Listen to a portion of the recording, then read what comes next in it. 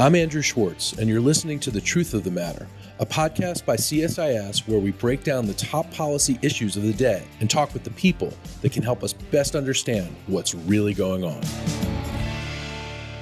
To get to the truth of the matter about Mexico's upcoming presidential election, we have with us Ryan Berg, who is the director of our Americas program at CSIS. Ryan, welcome to Truth of the Matter, and we've got a lot to talk about. Andrew, it's a pleasure to be back. Thanks for having me. So I just want to read you the first paragraph of one of the lead stories in the Wall Street Journal today. Claudia Sheinbaum, a Jewish woman with a PhD in energy engineering, is expected to become the first female president of Mexico, a historic ascent in a largely Catholic country. What about Claudia Sheinbaum, and what do you expect from this election this weekend? Well, indeed, the Wall Street Journal has the right headline. Claudia is likely, by my assessment, to win the election.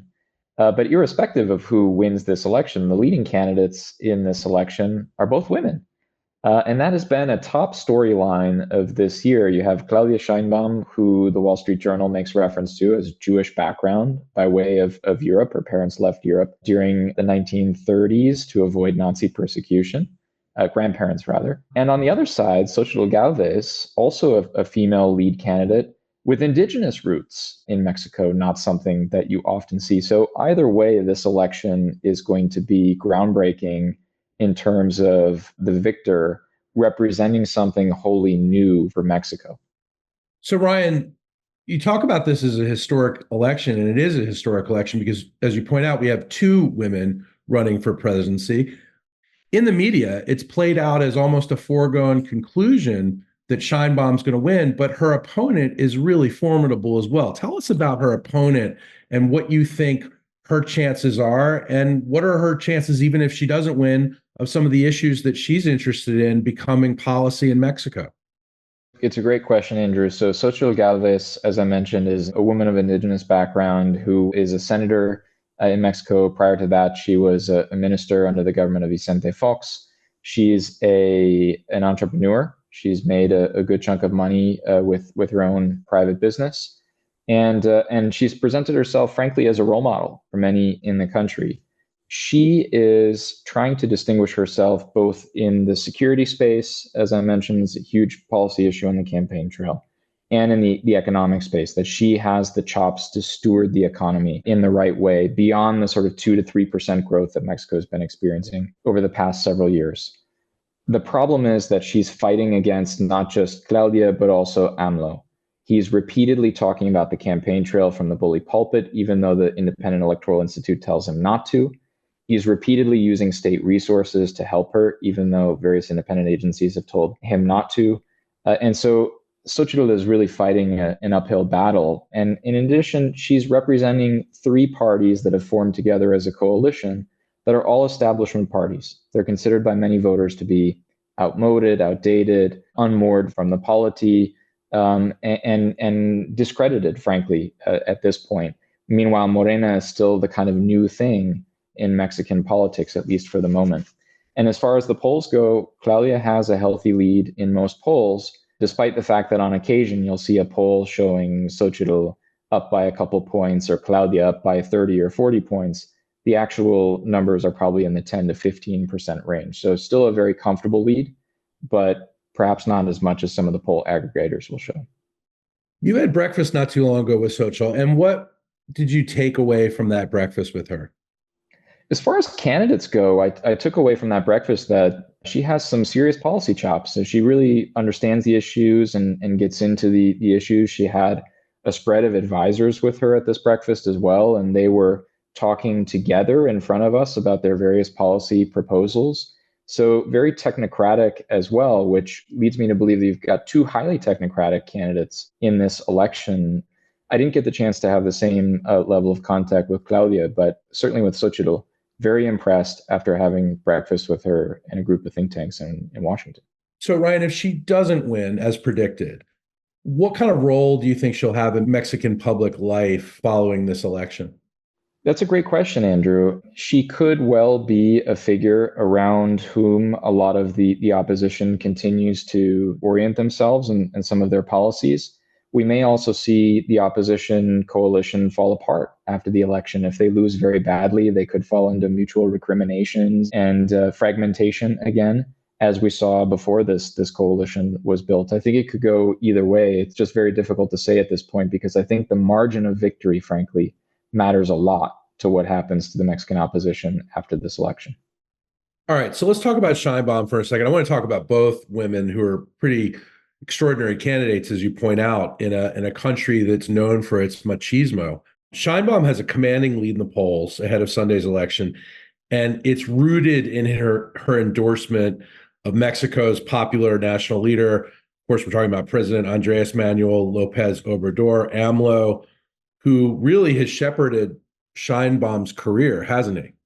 That's right. She's been his protege for a long time. She was working with him when he was mayor of Mexico City as an environment minister, known as someone who was very competent and technocratic, could get projects done and on time.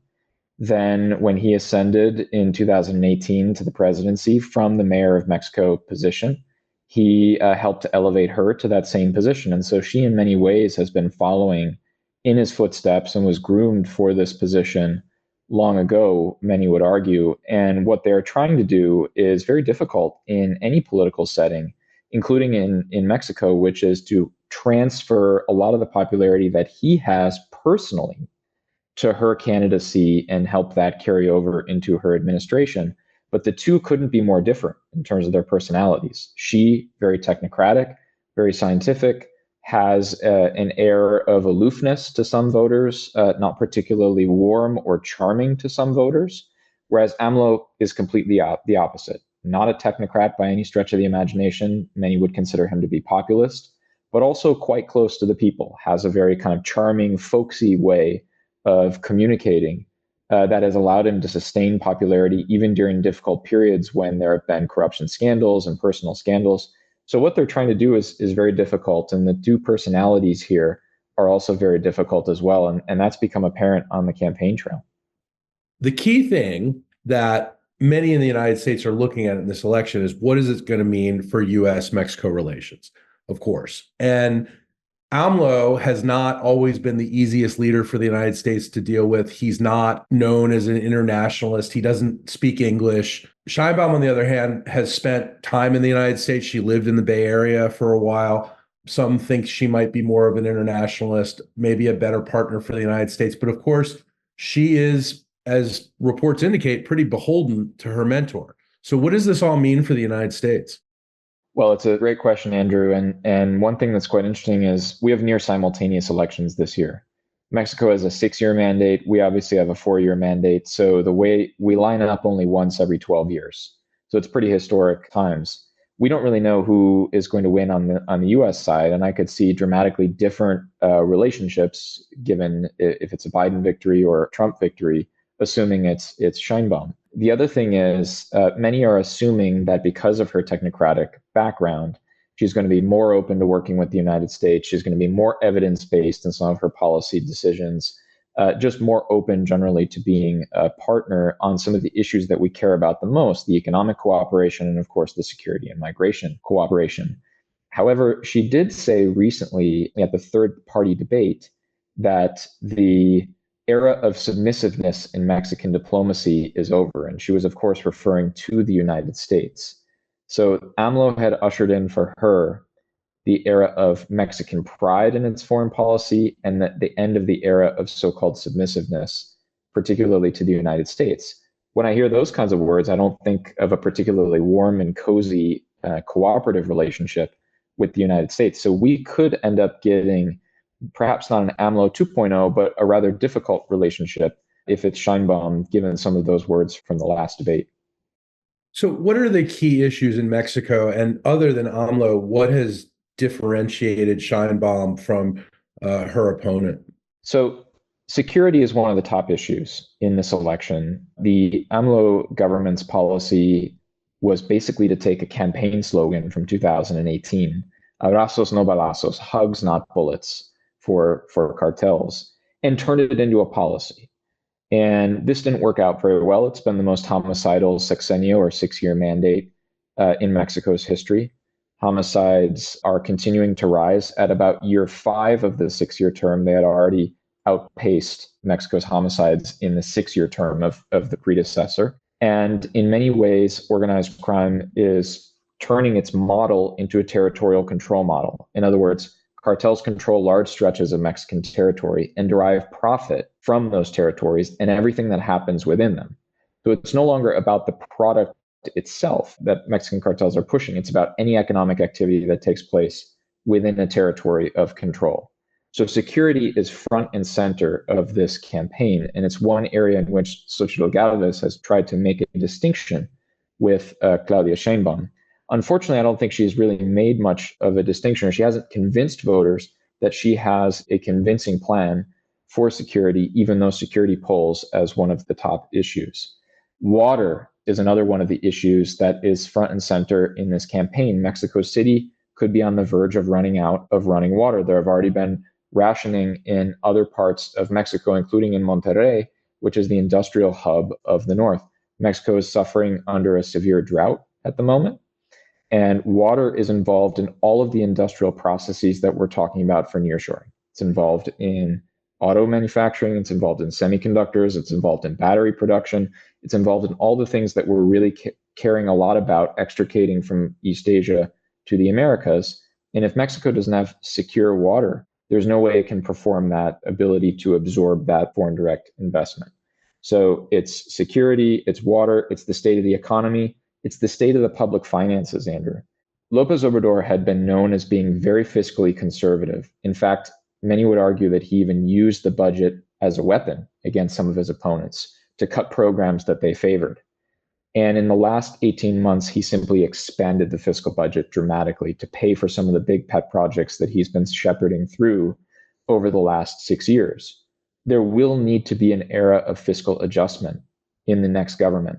And it's never fun when there needs to be a fiscal adjustment and you need to cut spending that's made a party popular.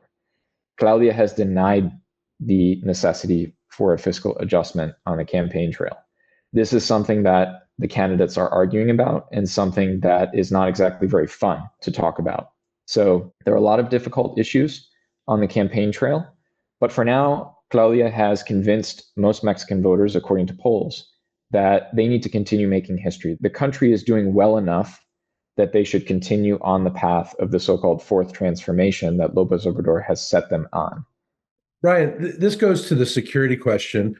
We share a 2,000-mile border with Mexico. It's the busiest border in the world in terms of people and trucks.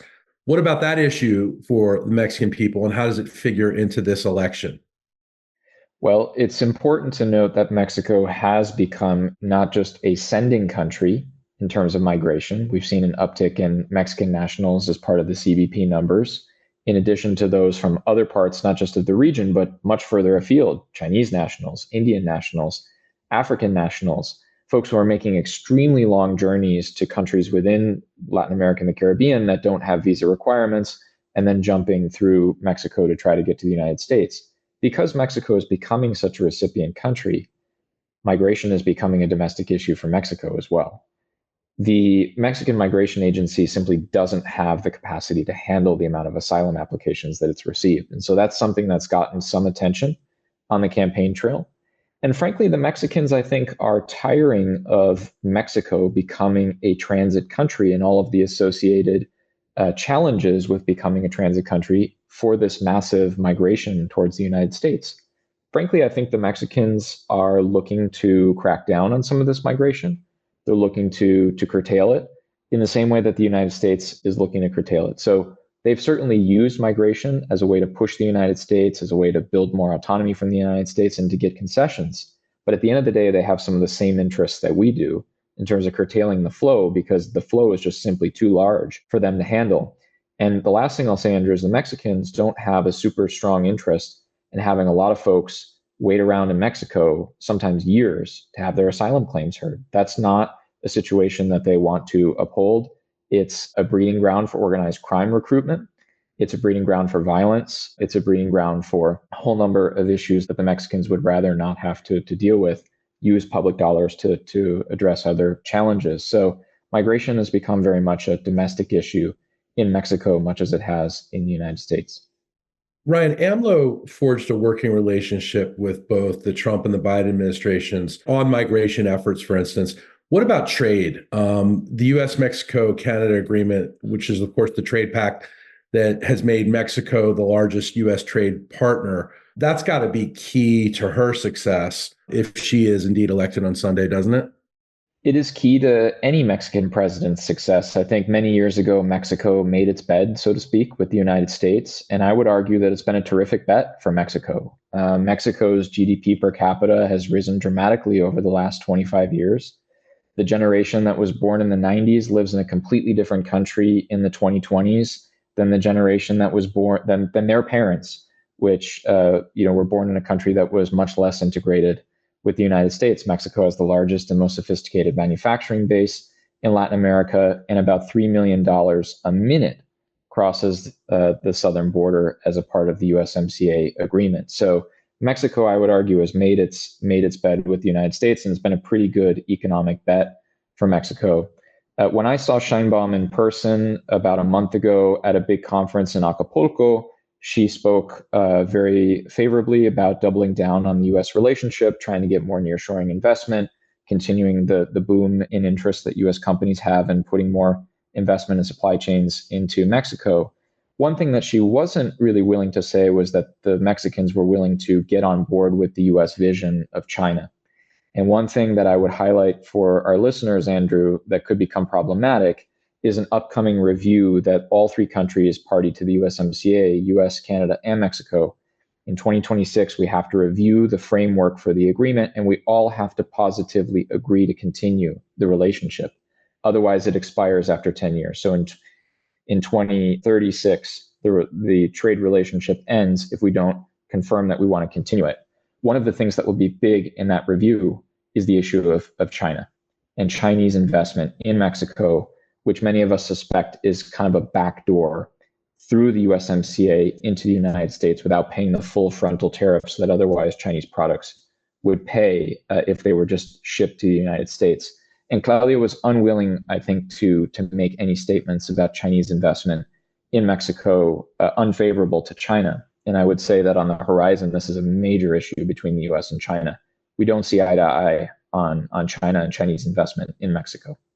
So she's certainly trying to keep her options open when it comes to China. And I think the way that the Mexicans, in addition, Andrew, look at it is much of this investment is done with an interest to servicing the Latin American market. As I mentioned, they've got the most sophisticated manufacturing base. So when the Chinese electric vehicle manufacturer BYD says that they're going to put a huge plant into Monterrey, we get very concerned that they're going to try to skirt tariffs on electric vehicles in the United States. But the Chinese say, we're investing locally. These companies are going to become essentially Mexican, as treated like Mexican companies under the USMCA. And they're not just going to service the US market, unless, of course, we close our doors to them. They're also going to serve the rest of the Latin American market. And it makes good sense for us to invest in Mexico as the jumping off point for the rest of the Latin American market.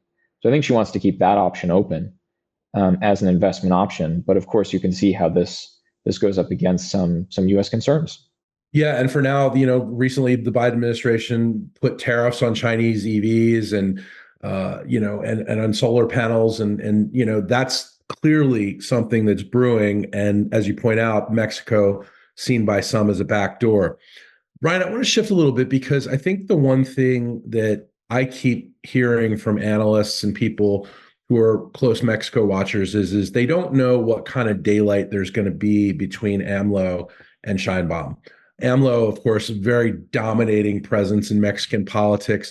Some people think, that he's stepping down because constitutionally he has to, but this is really a Huey Long scenario where he's putting his person in and he's still going to be calling the shots from his country home. Is that what you think is the case, or maybe something a little bit different?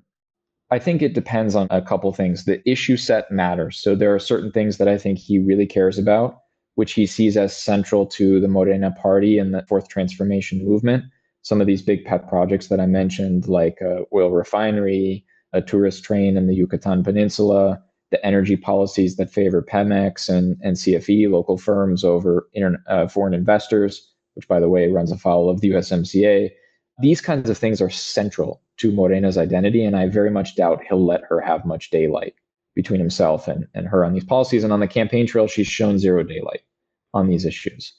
On issues where he's a little bit more removed, or doesn't have as much stake in it, there might be a little bit more ability for her to maneuver.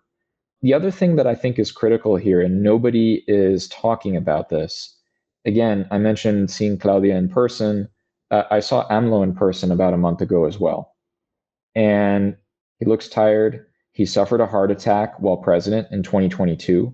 He tried to project confidence, and he was out there doing videos and walking around the presidential palace 2 days later, but he looks tired. The 5.5 years of the job and the constant campaign mode that he's been in while doing the job has, I think, taken somewhat of a toll. So many of the articles miss, I think, the fact that he may not be in as good a health as we think he is. And if he's not as vigorous as we think he is, he may not have the energy to be looking over her shoulder all the time and trying to be the power behind the throne.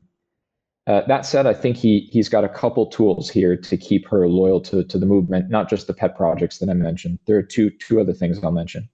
First is a set of reforms that he's introduced in February, about 24 constitutional amendments that he knows have no chance of passing unless Morena wins the supermajority in the congressional elections that go along with the presidential. And that's more or less a blueprint for her administration. That's how many people read that. Here's the plan for the administration. Second is something that López Obrador instituted during his presidency, which was meant to reaffirm his popularity. And it was a mandate revocation at the halfway point of the 6-year term. So voters were asked if they wanted AMLO to continue through for the second 50% of his term, and they reaffirmed it, right? And so there's that vote halfway through Sheinbaum's term where she will have to present herself to voters and ask them if they want her to finish out the rest of her term. That's also a way of keeping her, I think, loyal to the Morena movement and some of its tenets. So where is the area where she hopes to distinguish herself as Mexico's next leader, independent of AMLO? Is it more that she's going to be more of a diplomat internationally? He was famously known for, being pretty gruff and not easy for U.S. and other world leaders to necessarily deal with, even though he did forge working relationships with both the Trump and the Biden administration.